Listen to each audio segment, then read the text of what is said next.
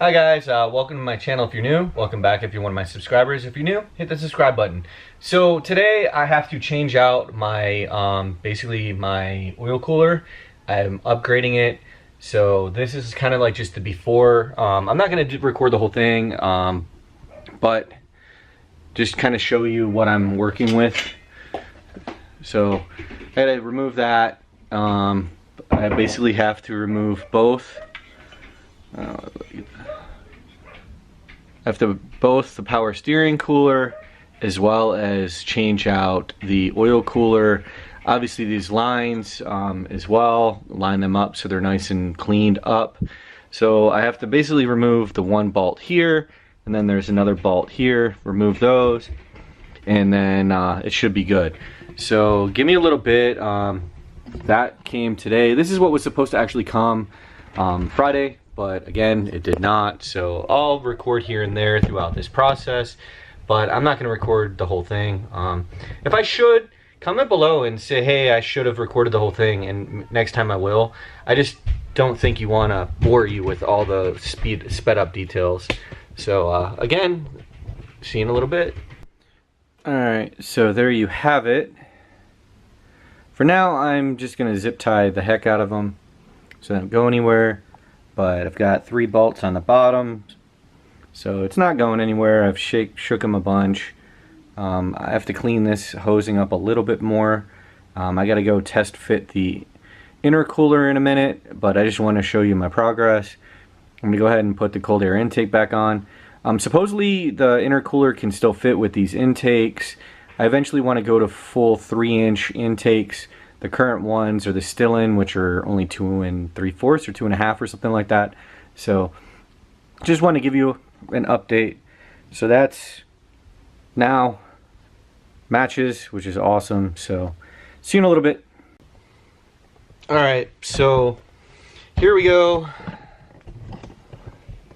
This is the intercooler pump.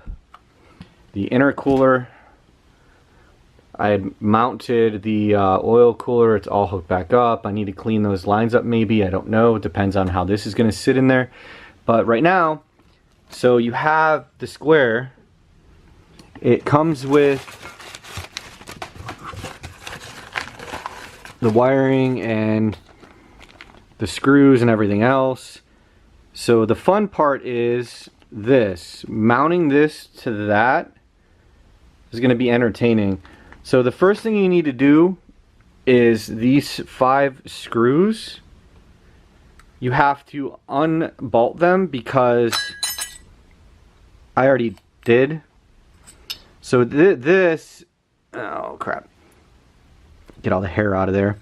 So this is going to mount to this first, and then you mount this. So you basically tie that down first, bolt it down to here, and then after the plate's bolted down, you bolt this to the plate. So you got to make sure you do that correctly, and you got to make sure you also put in the O-ring, because if you don't, you're going to leak all over the place. So give me a little bit. I just wanted to show you. I already hit unbolted those, so I got to deal with that right now. So see you in a bit. So it's really that easy. Turns out I don't have a crescent wrench wide enough to fully tighten this down, but this is on there. It's not going anywhere. I next have to run the wiring. I'm probably going to do that tomorrow, but I want to go ahead and mount this. So I just got to go dig through the boxes and find the brackets for it. So give me a little bit, that way I can go find all that stuff. So that's it for now. Alright, so I left the plastic on, that way it doesn't get banged up against anything and I don't get dirt on it while it's laying flat. But so these are the brackets. These bolts were in with the injectors, the fuel injectors. They were in that box, and Casey boxes them all the same way. I mounted this loosely, like this is loose, so that way I can kind of adjust it up and down. I took all the bolts off of each side, so I had them both mounted. So next I just gotta hook this up there and have the fun of doing this by myself. So give me a little bit and I'm going to mount this and bolt it up and adjust it and show you the finished product. By the way, this is a number 13 to screw those in, or whatever, bolt them in. Alright, so I also forgot, before you mount it or after you mount it, I just need to do this real quick. Is see how the wire is coming off the bottom? There's 4 bolts right here. Just need to loosen them. Take this and turn it so the wiring is off the back side. That way the wiring doesn't interfere with anything and it doesn't get ripped from your bumper or from underneath your car. So I'm going to do that in a second and then get back to you. Alright, now as you can see, this is all the back side of it as opposed to underneath. So that way the front bumper guard, nothing's going to damage the wiring. It's nice and flat. That way nothing to catch on. Plus it'll make it easier when I run the wiring for this. It'll be much easier to run it up through along the initial wiring and then up through the engine bay and all that fun stuff. So just want to show you that little bit. That's the one thing I forgot when I mounted it.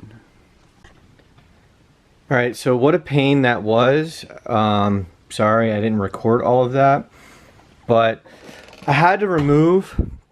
The convertible has a weight that sits right here. I'll show a picture of it right now, but that's it right here. Only the Roadsters have that. It's like a dampener. It doesn't really serve much of a purpose from what I've been told, and my Bobby said I can remove it, so I removed it. The reason being is it was causing issues right here where it was hitting right here in the back, so I couldn't get these bolts in. These bolts, getting everything lined up was not easy. I left everything loose to put those in. What was happening too is this line right here for the power steering was getting crimped. So here's everything. I went ahead and tidied up a little bit. I was able to barely fit my still-in cold air intakes. They're not dirty, it's just like beat up from scraping up underneath. But there's everything. There's the pump, intercooler, fast intentions crash bar. So that's all buttoned up. Now I just need to run all the lines for it. But there you go, that's everything. So I'm done for today. I'm probably gonna edit this actually tomorrow. I need to get to bed, it's kind of late. This took several hours to do because I did it by myself and I'm like OCD, so I want to make sure stuff's done right. So please don't forget to hit that like and subscribe, and check out whatever video YouTube recommends. And again, thank you for watching, and a lot more to come. Bye.